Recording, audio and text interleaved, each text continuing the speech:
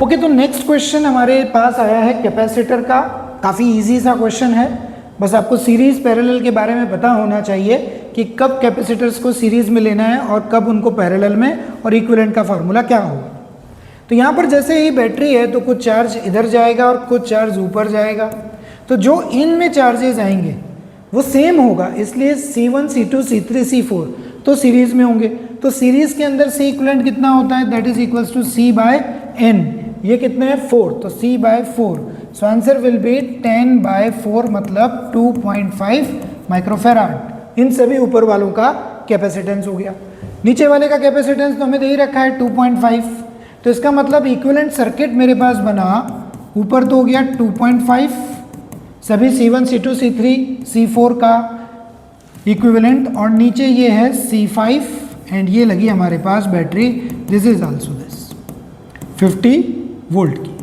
अब हमसे पूछा ये जा रहा है कि आपको बताना है चार्ज कितना है, सब में चार्ज कितना है। तो यदि अगर हम यहाँ पर चार्ज देखेंगे तो यहाँ पर 2.5 है और यहाँ पर कितना है 50 वोल्ट। ये आपस में किस में है, इस जो कैपेसिटर है इसके भी दोनों तरफ बैटरी सेम यही है, तो आंसर कितना आ जाएगा, Q is equals to CV। C है 2.5 माइक्रो और V हमारे पास आ गया 50 Q। तो Q कितना आंसर आना चाहिए, तो Q आंसर आना चाहिए ऑब्वियसली 125 माइक्रो कूलाम। इसको अगर हम ढंग से देखें तो Q, इसका मतलब ऊपर वाले में चार्ज कितना है, यहाँ चार्ज कितना है Q। अब ऊपर अगर Q है तो नीचे भी कितना होगा Q, क्योंकि इसके अक्रॉस भी 50 वोल्ट है और ऊपर वाले के अक्रॉस भी 50 वोल्ट है, दोनों का कैपेसिटेंस भी सेम है। यदि ऊपर वाले के अक्रॉस 125 कूलाम चार्ज है तो नीचे वाले में भी 125 माइक्रो कूलाम चार्ज ही आएगा। सो आंसर इज 1। तो नेक्स्ट क्वेश्चन हमारे पास आया है मीटर ब्रिज का। मीटर ब्रिज का एक्सपेरिमेंट पर ये बेस्ड क्वेश्चन है, और इस क्वेश्चन तो बहुत कंसेप्चुअल है, लेकिन इसके साथ साथ आपको इसके ऑप्शंस को भी ढंग से पढ़ना पड़ेगा, क्योंकि इसमें कहा गया है, पहले क्वेश्चन समझते हैं कि अगर बैटरी को और गैल्वेनोमीटर को आपस में एक्सचेंज कर दिया तो फिर आपको बताना है यहाँ पर कि क्या स्थिति होगी, क्या हमको आउटपुट यहाँ पर मिलेगा। तो ध्यान से देखिए, बैटरी और गैल्वेनोमीटर को अगर हम एक्सचेंज कर देते हैं तो हमारा डिफ्लेक्शन में कोई अंतर नहीं पड़ता, बैलेंस पॉइंट पर नो डिफ्लेक्शन ही दिखाता है। लेकिन यहाँ तक ये सही है, तो हमें ये सही लगता है, there will be no deflection irrespective of the position of jockey. तो ऐसे तो नहीं है, कहाँ पर होगा, बैलेंस पॉइंट पे तो नो डिफ्लेक्शन होगा, ऑब्वियस सी बात है, और दूसरा लेफ्ट और राइट ले जाने पर तो डिफ्लेक्शन हमें मिलना ही मिलना है। Okay, next question, this is the question. Next आगे की ओर बढ़ते हैं। नेक्स्ट क्वेश्चन इजी क्वेश्चन है। पावर ऑफ अ क्रेन हमको निकालनी है, पावर निकालनी है, सीधी सी बात है। मास दे रखा है, हाइट दे रखी है, टाइम दे रखा है, तो फिर तो कुछ करना ही नहीं है। पावर क्या बनेगा, power is equals to mgh/t। m को पुट कर लेते हैं, दैट इज 10 की पावर 3, g हमें 9.8 ही लेना है, multiplied by height is 20 and time is 10। So answer is basically obviously 19 के करीब आंसर आएगा, 19.6 किलोवाट। इजी सवाल था, डायरेक्ट फॉर्मूला बेस्ड है।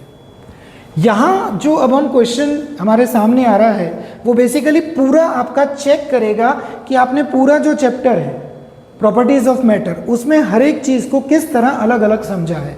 तो सबसे पहले यंग्स मॉड्यूलस के बारे में बात कर लेते हैं। तो यंग्स मॉड्यूलस क्या होता है, मैं इसको ऐसे ध्यान रखता हूँ कि F is equals to YA/L delta L।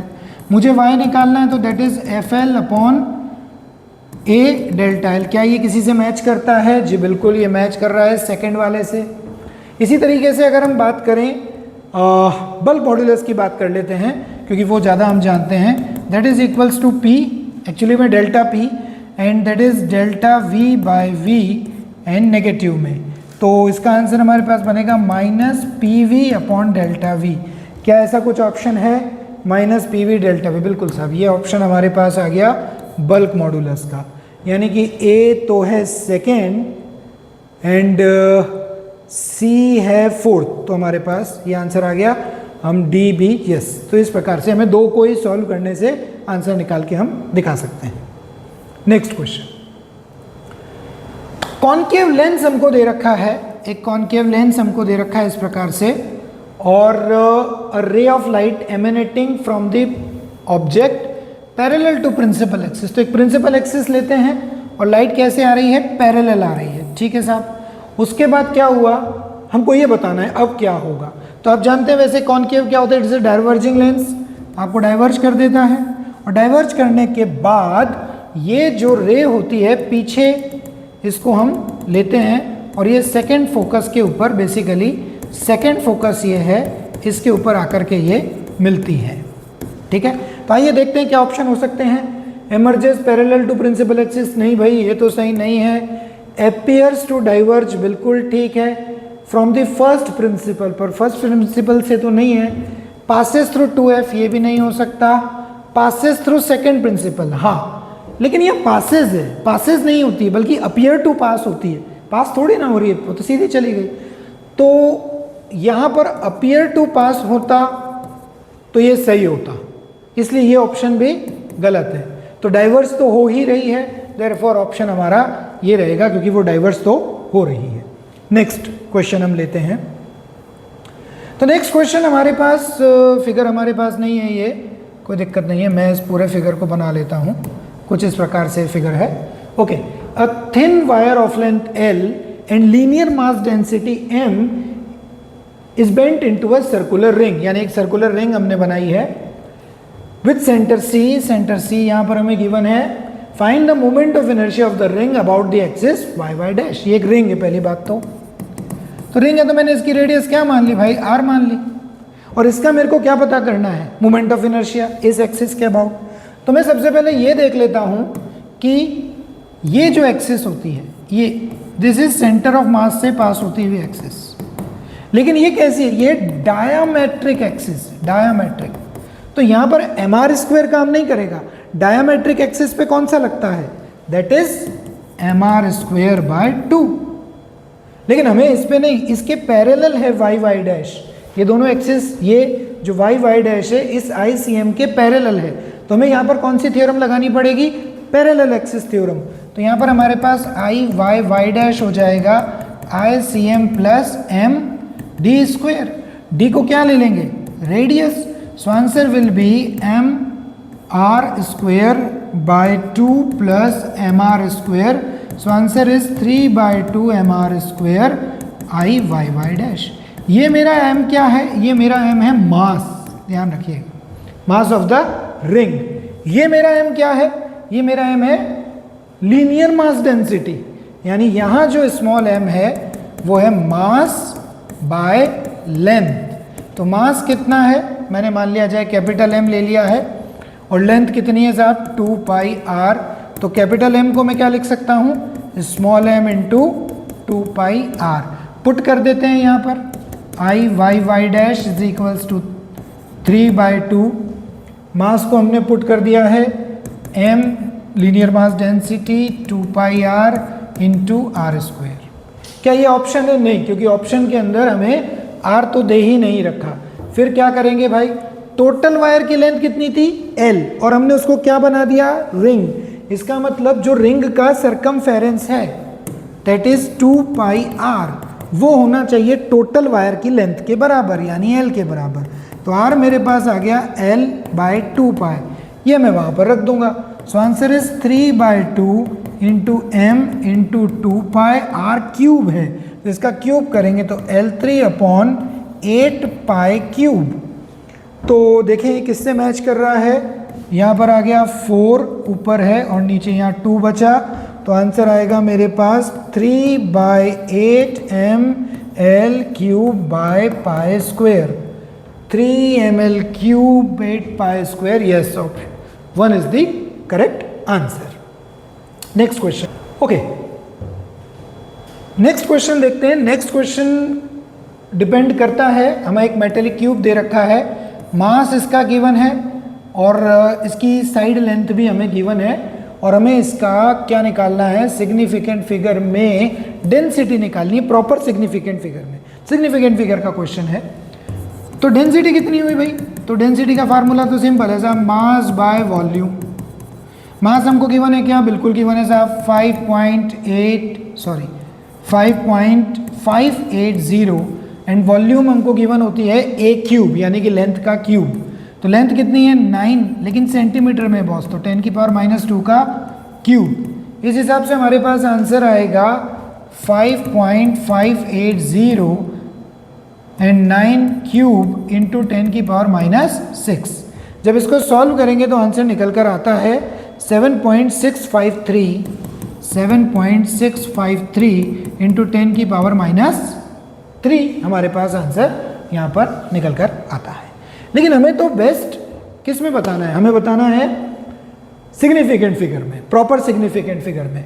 तो रूल क्या है फ्रेंड्स? तो रूल ये है कि जब भी दो क्वांटिटीज़ को मल्टीप्लाई किया जाए या डिवाइड किया जाए तो सिग्निफिकेंट फिगर उतने रखते हैं जितना इन दोनों में से मिनिमम जिसमें थे। तो इसमें सिग्निफिकेंट फिगर कितने थे? इसमें सिग्निफिकेंट फिगर हमारे पास आ गए 2, इसमें सिग्निफिकेंट फिगर कितने आ गए 4। तो मुझे इसमें कितने सिग्निफिकेंट रखने पड़ेंगे? 2 सिग्निफिकेंट फिगर। 2 सिग्निफिकेंट फिगर रखने के लिए मुझे ये पूरी चीज़ हटानी है। अब जिसको हटाना है वो है 5। तो क्या करेंगे, 5 के आगे यदि अगर कुछ नंबर है तो फिर पीछे का ना ऑड चेक करते हैं ना ही इवन चेक करते हैं। अगर 5 के आगे कोई भी नंबर हो 1 2 3 4 तो डायरेक्टली फिर पीछे वाले को हम 1 से इंक्रीज कर देते हैं। So answer will B 7.7 10⁻³ in proper significant figure. So answer will B 7.7। Next question, बहुत ही अच्छा सवाल है यहाँ पर हमारे सामने, वेव के लिए पूछा गया है और हमसे पूछा जा रहा है कि यहाँ पर फेज डिफरेंस हमें बताना है यदि हमें सेपरेटेड डिस्टेंस 0.5 है। तो पॉइंट्स का सेपरेटेड डिस्टेंस का मतलब क्या हो गया? पार्ट डिफरेंस दे रखा है साहब, आपको पार्ट डिफरेंस दे रखा है, ठीक, बहुत आसान बात है। और हमें क्या निकालना है? हमें फेज डिफरेंस निकालना है, फाई हमको निकालना है। क्या रिलेशन बनेगा? तो हमारा रिलेशन बनता है, आप ढंग से देखें तो phi is equals to 2π/λ into 2π/λ into delta यानी कि पार्ट डिफरेंस। और 2π/λ को हम क्या लिखते हैं? के मतलब हम यहाँ पर लिखेंगे कोफिशिएंट ऑफ x। तो यहाँ कोफिशिएंट ऑफ x कितना है बेटा? 0.0080। No no no no no, ये नहीं है एक्चुअली में, ये 2π भी तो है, वो भी तो ब्रैकेट छोड़कर अंदर मल्टीप्लाई होगा। तो अगर हमसे कोई पूछे कि यहाँ k क्या है तो मेरे जवाब आएगा 0.0080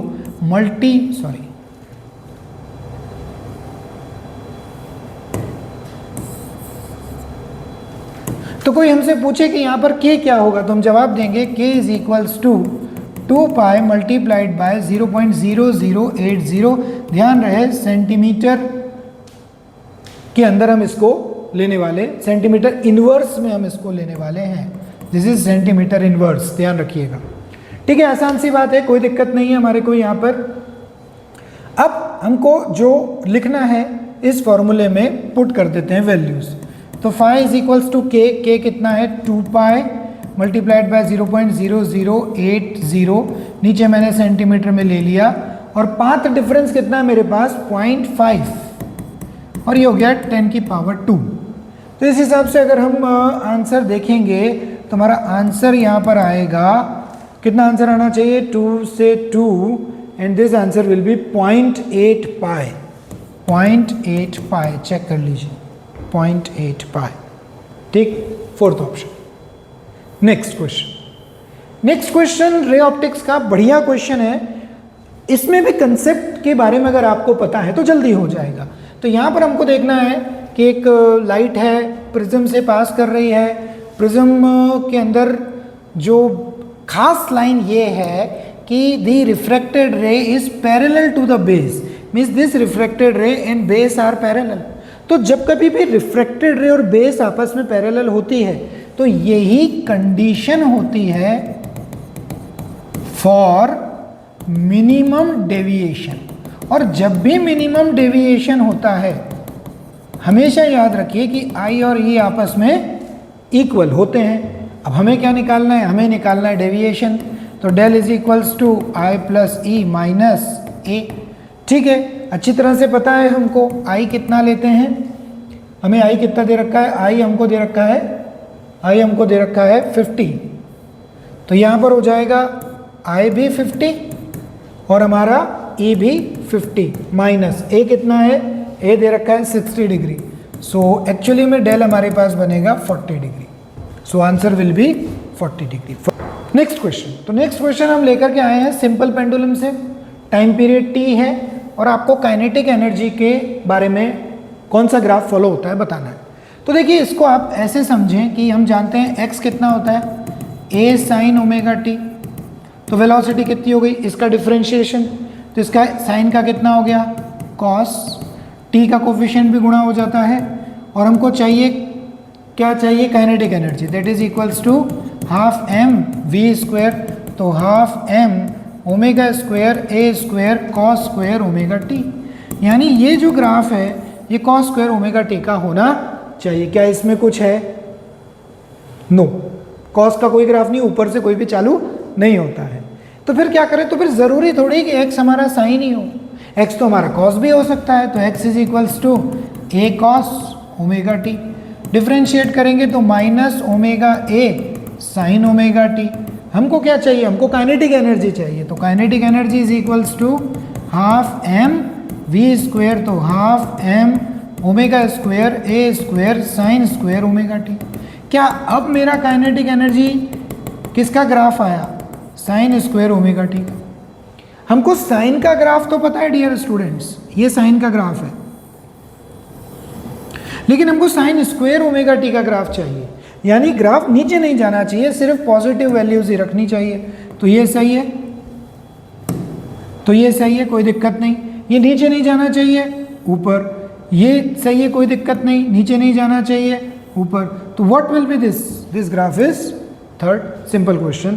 थोड़ा बहुत आपको साइन स्क्वायर का, कॉस स्क्वायर के ग्राफ का आइडिया होना चाहिए। नेक्स्ट क्वेश्चन ले लेते हैं।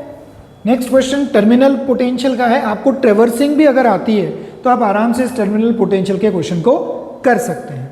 आइए देखते हैं। तो ये क्या कह रहा है कि एक रेसिस्टेंस को हमने, आर रेसिस्टेंस है, उसको एक बैटरी के साथ कनेक्ट किया और बैटरी का रेसिस्टेंस हमने ले लिया 2 ओम इंटरनल रेसिस्टेंस। बैटरी हुई 12 वोल्ट की। ये रेसिस्टेंस तो हमको नहीं दिया हुआ है, हाँ हमें करंट दिया हुआ है 0.6 एम्पियर। हमको चाहिए टर्मिनल पोटेंशियल। तो टर्मिनल पोटेंशियल क्या होगा, ये जो पोटेंशियल है बैटरी के अक्रॉस, इसी को टर्मिनल कहते हैं। तो यहाँ पर आप देख लीजिए, मैंने इसको B माना और इसको मैंने A माना। तो मैं अगर ट्रेवर्सिंग करता हूँ तो भी मैं निकाल सकता हूँ। देखिए यहाँ पर मैंने I करंट लिया तो ट्रेवर्सिंग किया तो VB, फिर कितना आया माइनस I इंटू 2 प्लस 12 बराबर VA। I की वैल्यू हमको पता है 0.6, ये ट्रेवर्सिंग कर रहा हूँ मैं, तो VB उधर चला जाएगा, तो 12 minus 2 into 0.6 is equals to VAB। यहाँ आंसर कितना आना चाहिए हमारे पास, the answer is 10.8। Simple question. Okay, next question देखते हैं। ग्रेविटेशन से पूछा गया है, बहुत आसान कहेंगे इसको। यहाँ पर हमको अर्थ है और हमको दे रखा है कि हमें वर्क डन बताना है, मास m को सरफेस से उस हाइट पर ले जाना जो कि अर्थ की रेडियस के इक्वल है। यानी इस समय हमारा जो बॉडी है वो यहाँ पर रखा हुआ है, ये भी r है, कितना ऊपर ले जाना है, r के ही बराबर लेकर के जाना है। तो ये होगी मेरी पोजीशन नंबर 1। यहाँ energy I minus GMM by r, और टॉप पर हमारी एनर्जी कितनी आई, माइनस GMM बाय कितना होगा, RA और RA 2r। तो वर्क डन कितना ले लूँ मैं, work done is equals to final minus initial, that means minus GMM by 2r minus of minus GMM by r। तो this will get, you will get answer GMM by 2r। लेकिन हमें work done तो small g के terms में चाहिए।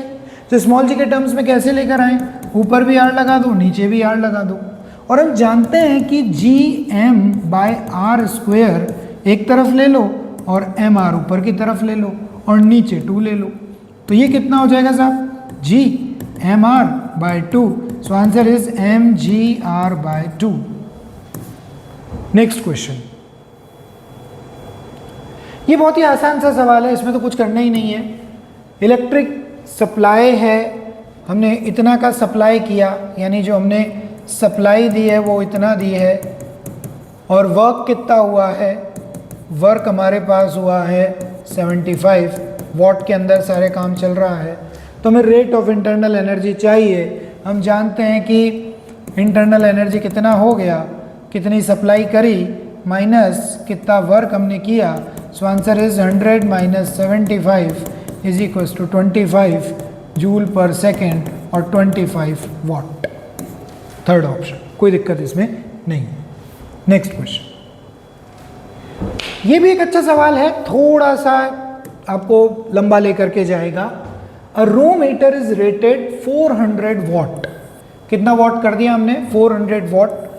ये तो इसकी रेटेड है, ये रेटेड है, ध्यान से समझिए, ये रेटेड है। तो रेटेड है ये, और हमसे ये कह रहा है कि अगर मैंने सप्लाई किया 200 वोल्ट को तो पावर कंज्यूम बताइए। आसान बात है। तो पहले रेटेड से हम क्या निकालते हैं, हम जानते हैं कि P rated is equals to V rated का स्क्वायर अपॉन R। तो R कितना हो गया साहब, V रेटेड कितना है 220 का square divided by P rated कितना हो गया 400 वॉट। तो इसका हम इसको ऐसे ही रहने देते हैं अभी, दिस इज माई रेसिस्टेंस। अब हमको पावर कंज्यूम्ड बतानी है इस वोल्टेज से। तो अगर हम देखें तो पावर कंज्यूम्ड कितना होगा, that is equals to V supply, कितना हमने सप्लाई किया स्क्वायर अपॉन R। और हम ये बात तो जानते हैं कि V सप्लाई कितना है 200, अभी पता किया हमने। V सप्लाई इज बेसिकली 200 का स्क्वायर, R कितना है 220 का स्क्वायर, और 400 नीचे से कहाँ पहुँच जाएगा, ऊपर पहुँच जाएगा। सो आंसर इज 200 अपॉन 220 का स्क्वायर इंटू 400। सो कैंसिल हो गया, 10/11 का स्क्वायर इंटू 400, तो 100/121 इंटू 400। हम जब इसको सॉल्व करेंगे तो हमारे पास आंसर आएगा 331 वॉट। नेक्स्ट क्वेश्चन, आसान क्वेश्चन है। एक रूलर है और उसको नीचे गिराया जाता है और आपसे पूछा गया है कि वो कम डिस्टेंस किसके पर्सन के केस में करेगा, यानी यहाँ पे 4-5% है, वो उसको पकड़ रहे हैं, एक स्केल को पकड़ने का काम कर रहे हैं। तो किसके केस में स्केल ज़्यादा डिस्टेंस ट्रेवल करने के बाद पकड़ा जाएगा और किसके केस में स्केल कम डिस्टेंस कवर करने पर पकड़ा जाएगा। तो यहाँ पर एक वर्ड आ रहा है, उसको हम बोलते हैं रिएक्शन टाइम। तो रिएक्शन टाइम क्या होता है, अगर आपको ये पता है तो आसानी से हो जाएगा। रिएक्शन टाइम होता है कि जब हमने किसी चीज़ को देखा और उससे एक्शन के बीच में लगने वाला टाइम। तो पर्सन ए को कितना टाइम लगा 0.20 सेकेंड, यानी 0.20 सेकेंड उसने स्केल को गिरता हुआ देखा। पांचों ने इस स्केल को गिरता हुआ देखा, सबको अलग अलग रिएक्शन टाइम लगा। तो जिसका रिएक्शन टाइम फास्ट है वो जल्दी पकड़ लेगा, और अगर जल्दी पकड़ लेगा तो वही रूलर कम चलेगा। तो यहाँ पर ध्यान ये रखना है कि जिसका रिएक्शन टाइम कम है उसके केस में रूलर कम चलेगा, और जिसका रिएक्शन टाइम ज़्यादा है उसके केस में रूलर ज़्यादा चलेगा। आप चेक कर लेंगे, इसमें कुछ करने वाली बात है नहीं। ठीक है साहब, ये एक अच्छा सवाल कहूँगा मैं, लेकिन एक फॉर्मूला हम पढ़ते हैं पढ़ाते हैं, अगर हम डायरेक्टली यूज़ करेंगे तो बहुत जल्दी हो जाएगा, लेंदी करने की ज़रूरत इसको हमें नहीं है। वैसे ही हम करेंगे। हमें एक अनचार्ज कैपेसिटर दे रखा है और उसका एक्चुअली 2 अनचार्ज कैपेसिटर्स दे रखे हैं, दोनों का कितना है 200 पिकोफेराड, और हमने एक को तो 100 वोल्ट बैटरी से जोड़ा और हटा दिया, यानी पहले मैंने एक लिया और उसको 100 वोल्ट की बैटरी से जोड़ दिया है। ये हो गया मेरा V1, ये है C1 जो कि कितना है 200 पिकोफेराड, और हमने इसको जोड़ करके थोड़ी देर के बाद हटा दिया, ये हटकर बाहर तैयार हो गया। This is A, this is B। ठीक है साहब, कोई दिक्कत नहीं है। अब क्या हुआ, अब ये हुआ है कि यहाँ पर now this capacitor is connected to uncharge capacitor, जो एक और अनचार्ज था उसके साथ हमने इसको कनेक्ट कर दिया, ये इस तरीके से। ठीक है साहब। अच्छा, इसके ऊपर कुछ चार्ज आ गया होगा, प्लस Q माइनस Q, ठीक है, तो कुछ चार्ज रहा होगा, दिस इज C2। अब ध्यान से देखें, इसमें पूछ क्या रहा है, the amount of electrostatic energy loss. वैसे तो बड़ा क्वेश्चन है, पहले आप पहले की एनर्जी निकालिए, फिर आप इन दोनों को पैरेलल में लेकर फिर नई एनर्जी निकालिए, फिर दोनों को सब्ट्रैक्ट कीजिए, नहीं, इतना नहीं करना है। इसका डायरेक्ट फार्मूला है। क्या फार्मूला है? Delta U is equals to half C1 C2 upon C1 plus C2 V1 minus V2 का होल स्क्वायर। V1 V2 दोनों के वो पोटेंशियल होते हैं जो पहले के होते हैं, मतलब लगाने से पहले जो इनिशियल इनके पोटेंशियल थे, तो C2 का तो इनिशियल कोई पोटेंशियल था ही नहीं, ठीक। ये दोनों क्या हैं? Basically equal to half C square ऊपर 2C नीचे, V1 है 100 का स्क्वायर, C से गया C, आंसर 1/2, 200 इंटू 10 की पावर माइनस 12 क्योंकि पिकोफैराड है, नीचे 2 एंड दिस इज 10 की पावर 4। तो यहाँ पर हमारे पास जब आप चेक करेंगे तो आंसर निकल कर आएगा 0.5 इंटू 10 की पावर माइनस 6। आसान सवाल है। ये फॉर्मूला अगर आपको आता है तो बहुत जल्दी हो जाएगा। हाँ, अगर ये फॉर्मूले से आप कंफर्टेबल नहीं है तो एक लेंदी अप्रोच आपको अपनानी पड़ सकती है। नेक्स्ट क्वेश्चन, बहुत ही आसान सवाल है ये भी, पता नहीं आप आराम से कर पा रहे हैं, ठीक है। बहुत आसान से सवाल है, अगर आपने बेसिक समझा है, कंसेप्ट समझा है, आप आराम से कर सकते हैं। बहुत ज़्यादा मैथ्स इसके अंदर नहीं है, बहुत ज़्यादा इंटीग्रेशन डिफरेंशिएशन नहीं है, बात है समझदारी की, बात है पढ़ने की। यदि आप अच्छे से पढ़ेंगे, बेसिक पढ़ेंगे, आराम से सवाल होंगे। थोड़ा बहुत रिटेन भी करना होगा फार्मूलाज, ठीक। देख लेते हैं। While conducting an experiment effective length of simple pendulum is L। Simple pendulum की बात हो रही है, ध्यान रखें। और time taken to complete 30 oscillation is 60 second, यानी 30 ऑसिलेशन जो हैं उनके लिए लगाया गया है 60 सेकेंड, और हमें बेसिकली लेंथ पता करनी है। तो देखिए टाइम हम निकाल सकते हैं कैसे। 2 सेकेंड हो गया भाई, एक ऑसिलेशन का 30 का 60 तो एक का 2 सेकेंड, और टी को हम लिख सकते हैं 2 पाई अंडर रूट L/G। यहाँ से आंसर हमारे पास अपने आप आ गया। टी हमारे को 2 मिला है, 2 पाई अंडर रूट L/G, 2 से गया 2, नीचे ले लिया हमने 1/पाई अंडर रूट L/G स्क्वेयरिंग 1/पाई स्क्वेयर L/G। अब क्वेश्चन में दे रखा है कि पाई स्क्वायर को क्या लेना है? G के बराबर। पाई स्क्वायर 9.8 है और G भी 9.8 है, तो ये कैंसिल हो गया, L इज इक्वल्स टू 1, काम खत्म। Fourth option, easy question. ये भी अच्छा क्वेश्चन है। AC से देखिए, AC के 2 क्वेश्चन आ चुके हैं अभी तक, तो AC ध्यान से देखते हैं। इस क्वेश्चन में हमको क्या बोला गया है? इस क्वेश्चन में हमको ये बोला गया है कि भैया आप जो पीक वैल्यू है अल्टरनेटिंग करंट की वो तो ये है, ठीक है साहब। फ्रीक्वेंसी ये दे रखी है हर्ट्ज के अंदर, ये भी ठीक है। हमें क्या बताना है? How long the current starting, how long the current will take from 0 to peak, यानी 0 से पीक आने में कितना टाइम इसको लगेगा, 0 से पीक में। तो ध्यान से देखिए, ये हमारी साइकिल हो गई साहब, ये साइकिल हो गई, तो ये पूरा T हो गया साहब, यहाँ पर हो गया T/2, और यहाँ पर क्या हो गया? यहाँ पर हो गया T/4। तो पीक आने में कितना टाइम लगा? ये 0 और ये पीक, कितना टाइम लगा? T/4। तो मुझे क्या निकालना है? T/4। मेरे पास फ्रीक्वेंसी कितनी है? 60 हर्ट्ज, तो इसका मतलब 1/T कितना हो गया? 60, ठीक है, अभी हर्ट्ज में ही है बेसिकली, हर्ट्ज। तो T कितना हो गया? 1/60 सेकेंड। मुझे क्या निकालना है? T/4। सो T/4 मीन्स 1/240 सेकेंड। ये वो टाइम है जब वो 0 से पीक पर पहुंच जाएगा। नेक्स्ट क्वेश्चन, ठीक है। ये भी एक प्रकार से अगर आपको इंटरफेरेंस और डिफ्रैक्शन सच में पता है, आप उसका कंसेप्ट को जानते हैं, तो इजीली हो जाएगा। In interference and diffraction the light energy is redistributed. बिल्कुल हमें पता है, एक जगह मिनिमा बनता है, एक जगह मैक्सिमा बनता है, एनर्जी तो उतनी ही रहती है, वो डिस्ट्रीब्यूट हो जाती है Imax और Imin में। तो ये वाली लाइन तो बिल्कुल सही है भाई कि energy is redistributed.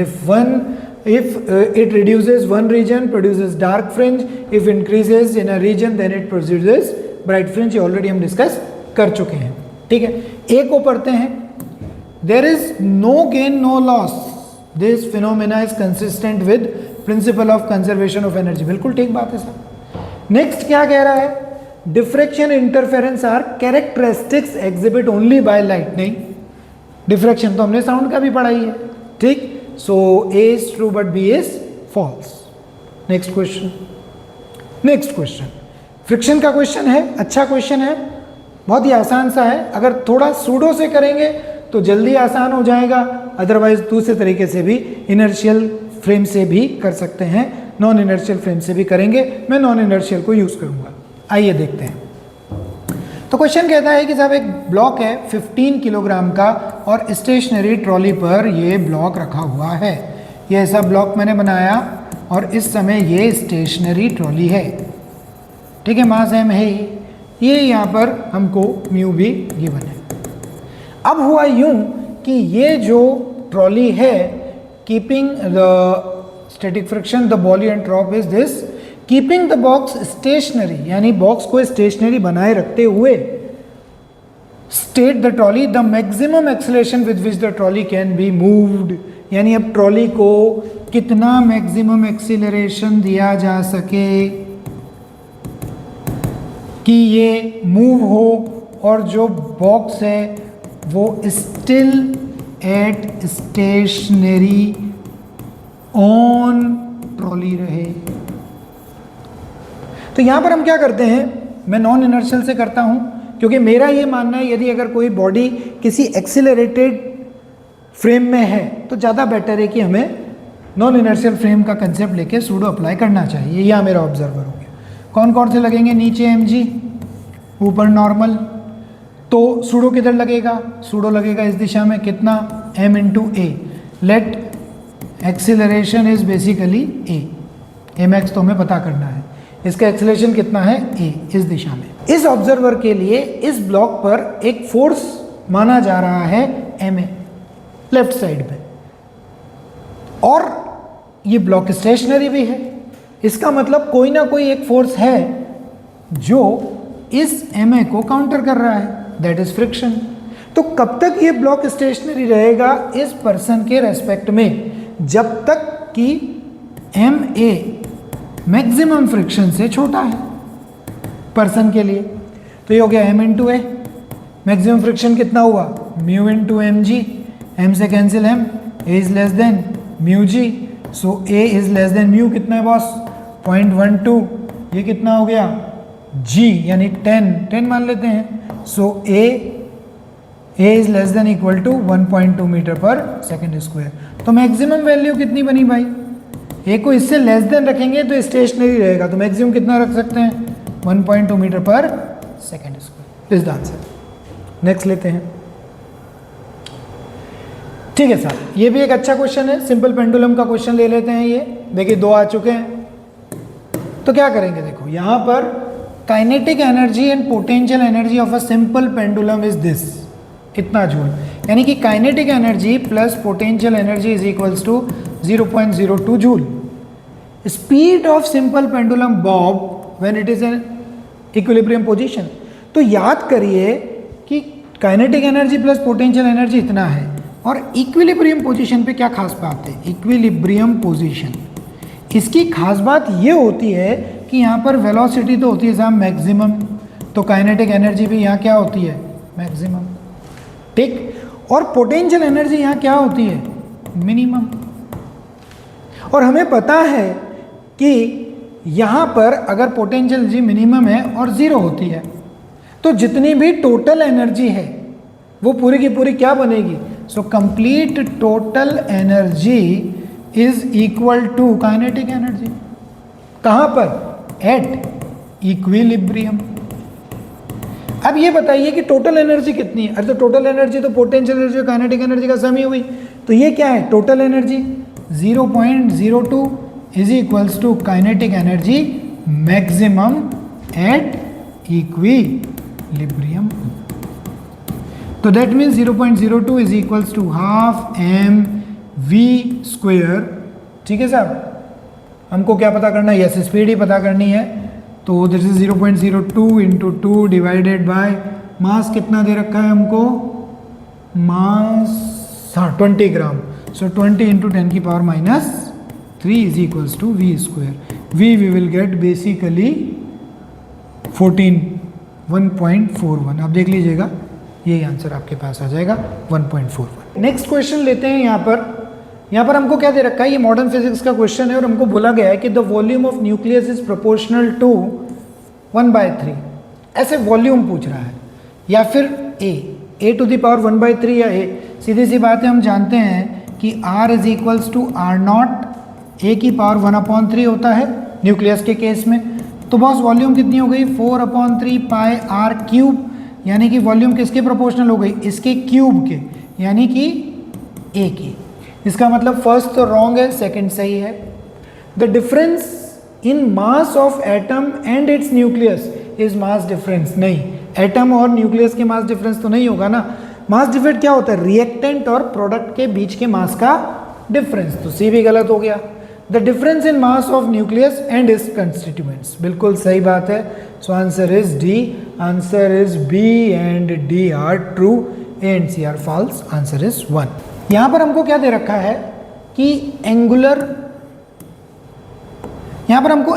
Speed of flywheel दे रखी है, is increase from this to this in 10 second. यानी एक फ्लाईव्हील घूम रहा है और उसकी वेलोसिटी पहले है 600, अब हो गई 1200 आरपीएम में है, 10 सेकेंड में ऐसा हुआ।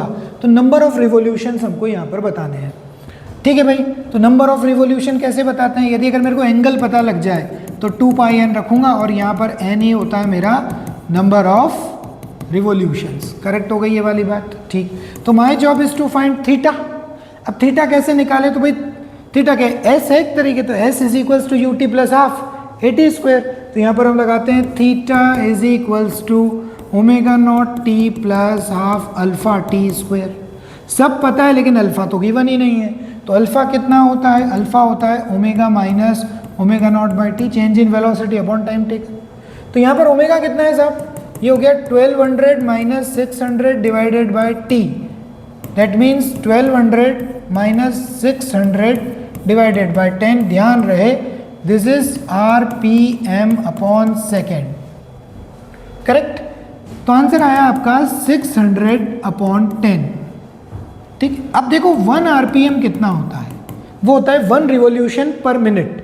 इसका आंसर होता है 2 पाई रेडियन पर सेकेंड। इसका मतलब ये अगर है आरपीएम में और ये है सेकेंड में, तो हम इसको किससे रिप्लेस करेंगे, 2 पाई से। तो आंसर मेरे पास आ जाएगा, सॉरी 2 पाई बाय 60 सेकेंड होता है क्योंकि मिनट है यहाँ पर। सो this is 600 upon 10 into 2 pi by 60। Now it is in radian पर सेकेंड स्क्वेयर। तो देखिए क्या होगा, ये 2 0 गया, 6 से 6 गया, तो अल्फा की वैल्यू आ गई 2 पाई रेडियन पर सेकेंड स्क्वेयर। आसान सी बात है। ये अल्फा यहाँ पर पुट करते हैं और थीटा को रख देते हैं 2 पाई एन। तो 2 पाई एन ओमेगा नॉट दे रखा है मेरे को 600 आईपीएम, 600 आरपीएम दे रखा है। तो फिर से मुझे इसको रेडियन में कन्वर्ट करना पड़ेगा, यानी 2 पाई बाय 60 से मैं इसको क्या करूँगा, डिवाइड। टी कितना दे रखा है 10 सेकेंड प्लस हाफ, अल्फा कितना निकाला 2 पाई और टाइम कितना है 10 का स्क्वायर। दोस्त इसको आप निकाल लीजिए, आंसर आएगा 150। ठीक, थैंक यू वेरी मच। आगे बढ़ते हैं। नेक्स्ट क्वेश्चन, अच्छा क्वेश्चन है ये। बेसिकली आपका चेक कर रहा है कि आपको किस तरीके से सिंपल, जब भी लिक्विड के अंदर जाते हैं तो प्रेशर को कैसे डील करते हैं, इसके बारे में आपसे ये पूछने वाला है। तो एक सबमरीन है, सबमरीन कहाँ होती है भाई, पानी के अंदर सबमरीन होती है। यहाँ पर सबमरीन है हमारी, और उसका एब्सोल्यूट प्रेशर जो मैक्सिमम वो ले सकती है वो कितना है 100, यानी पी मैक्स 100 एटमॉस्फेयर से ज़्यादा हम उसको दे सकते नहीं। तो इस पे प्रेशर होगा ही क्यों, तो एक तो यहाँ एनवायरनमेंट के कारण होगा P not, that is 1 atm, और अंदर कितना हाइट आ गई, h हाइट अंदर आ गई। तो h हाइट के कारण यहाँ पर प्रेशर कितना होगा, h rho g due to liquid, और इन तो नेट कितना होगा, तो P नेट मेरे पास बनेगा P not plus h rho जी, और ये नेट 100 से ज़्यादा का नहीं होना चाहिए। So that is 100 atm। P not कितना होता है 1 atm, हम जानते हैं एयर के कारण। H हमें कितना दे रखा है, सो तो हमें निकालना है H। हम जानते हैं कि वाटर के केस में डेंसिटी होती है 10 की power 3 kilogram per metre cube. So this is 10 की पावर 3, और G को भी हमने 10 यहाँ पर ले लिया है। ठीक, तो ये कितना हो जाएगा 99 atm, और 1 atm को हम लिखेंगे approximately 10 to the power 5 Pascal, and that is equals to h into 10 की power 4. So we can write it as 99 into 10 की power 5 Newton per meter square and h into 10 की power 4. जब आप h की value डालेंगे तो this is 990, obviously metre में ही आएगी. हम कर सकते हैं, यूनिट भी देख सकते हैं. ठीक है, next question.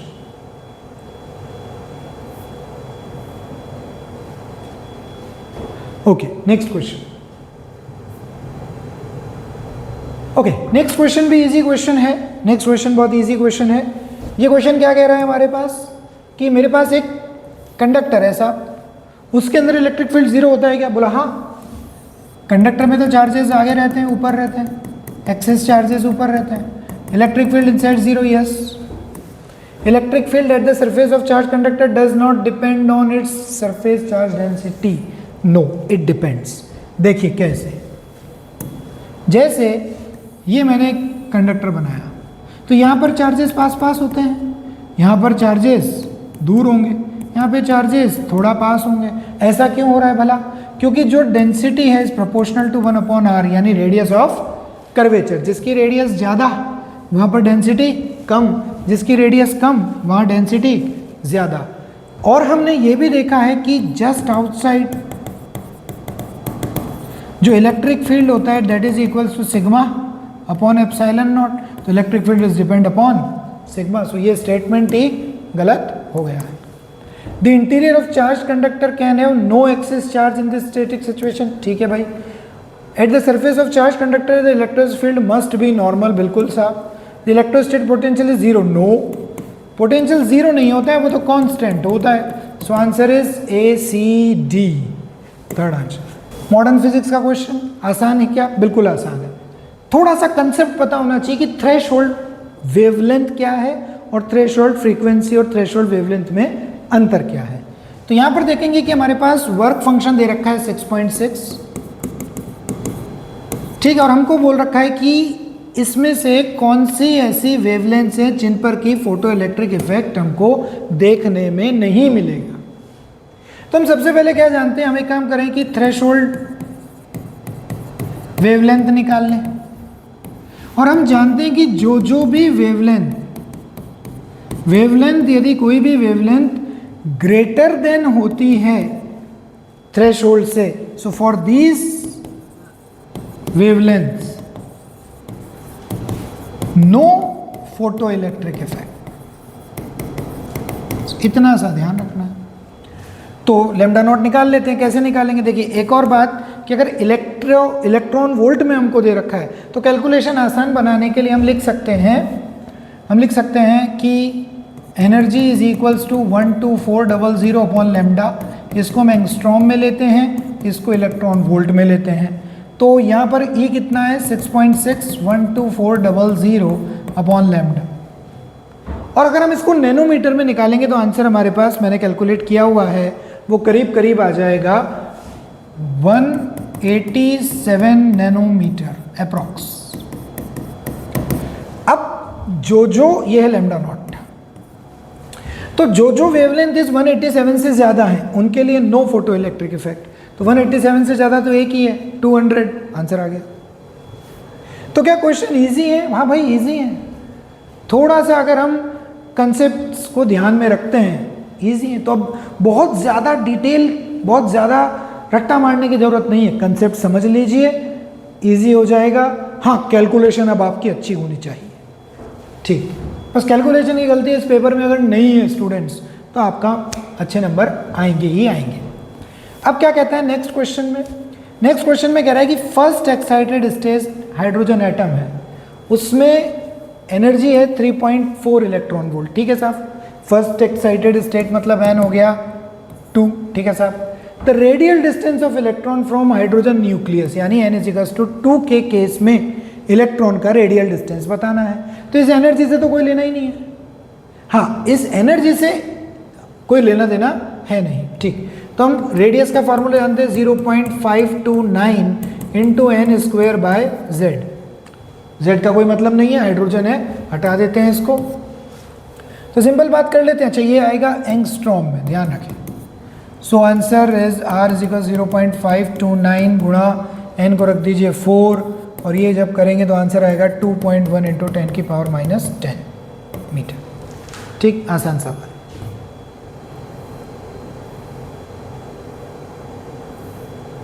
Okay, next question easy है।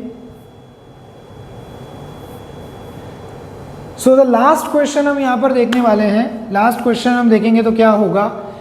अ flask contains argon and chlorine, argon and chlorine लिया है फ्लास्क के अंदर इन द रेशियो 2:1, टेम्परेचर भी गिवन है, RMS का रेशो चाहिए, VRMS ऑफ आर्गन और VRMS ऑफ क्लोरीन, इसका रेशो हमको चाहिए। ठीक है सर। अब देखिए VRMS का फार्मूला जो है डेट इज √3RT/m। उसे क्या लेना देना कि आपने कितने से मिक्स किया, उसे क्या लेना देना कि आपने मिक्स किया है तो क्या होगा, मिक्सिंग से कोई मतलब उसमें नहीं है, VRMS की बात हो रही है। तो VRMS is proportional to 1/√m for the same temperature. तो यहाँ पर कितना हो जाएगा, नीचे आ जाएगा, इन्वर्स है तो नीचे आर्गन का मॉलिक्यूलर मास, ऊपर है तो क्लोरीन का मॉलिक्यूलर मास, √ क्लोरीन का कितना आ जाएगा 70, आर्गन का 40, answer √7/4, that can be written as √7/2। ठीक, एक क्वेश्चन लास्ट लेते हैं।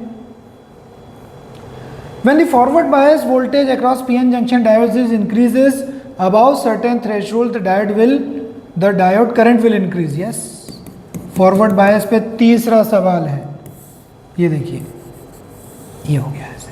तो एक पर्टिकुलर लिमिट तक तो वर्क नहीं करता है, जैसे ही पोटेंशियल इंक्रीज होने लगेगा तो करंट एकदम से बढ़ जाएगा। ये स्टेटमेंट साहब बिल्कुल ठीक है। The current is called reverse. अरे रिवर्स कैसे हुआ ये करंट, ये तो फॉरवर्ड बायस का करंट है, so it is wrong. So both A and B are false, state A is correct but B is false, answer 2। ठीक है, सो इस प्रकार से हमने पेपर को डिस्कस किया। सो स्टूडेंट्स, बहुत ही आसान कंसेप्ट पर बेस्ड है, बस आपको बेसिक एक तो कैलकुलेशन अच्छी रखनी है, दूसरा हर चैप्टर को ध्यान देना है। ऐसा नहीं कि हम कोई पर्टिकुलर चैप्टर, कोई पर्टिकुलर टॉपिक छोड़कर जा रहे हैं। 12th का वेटेज ज़्यादा देखना है, खासतौर पे मॉडर्न फिजिक्स, सेमीकंडक्टर्स।